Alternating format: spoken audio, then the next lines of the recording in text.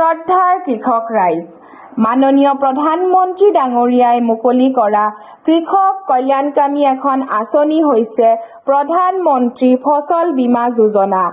এই যোজনাৰ জৰিয়তে সকলো কৃষকে বহু আশাৰে কৰা নিজৰ শালি ধান আৰু মাটিমাহৰ খেতিবোৰ সুৰক্ষিত কৰিব পাৰে আৰু সম্ভাৱ্য আৰ্থিক ক্ষয়-ক্ষতিৰ পৰা ৰক্ষা পাব পাৰে।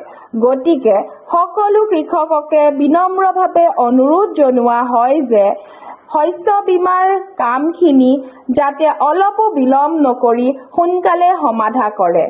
উল্লেখনীয় যে যিসকল PM কিষাণ হিতাধিকাৰীয়ে এতিয়াও নিজৰ শালি ধান আৰু মাটিমাহৰ খেতিবোৰ বীমা কৰা নাই, তেওঁলোকক অতি সোনকালে শস্য বীমা কৰিবলৈ অনুৰোধ জনোৱা হ'ল। কাৰণ PM কিষাণ হিতাধিকাৰীয়ে শস্য বীমা কৰাটো বাধ্যতামূলক।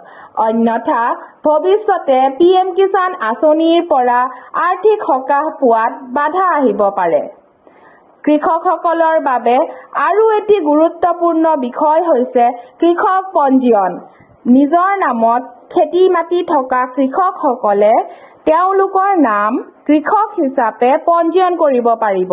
নাম পঞ্জীয়ন সফল হ'লে কৃষক হিচাপে পৰিচিতি লাভ কৰিব আৰু চৰকাৰী বিভিন্ন আঁচনি সা-সুবিধা পোৱাৰ ক্ষেত্ৰত যোগ্যতা অৰ্জন কৰিব।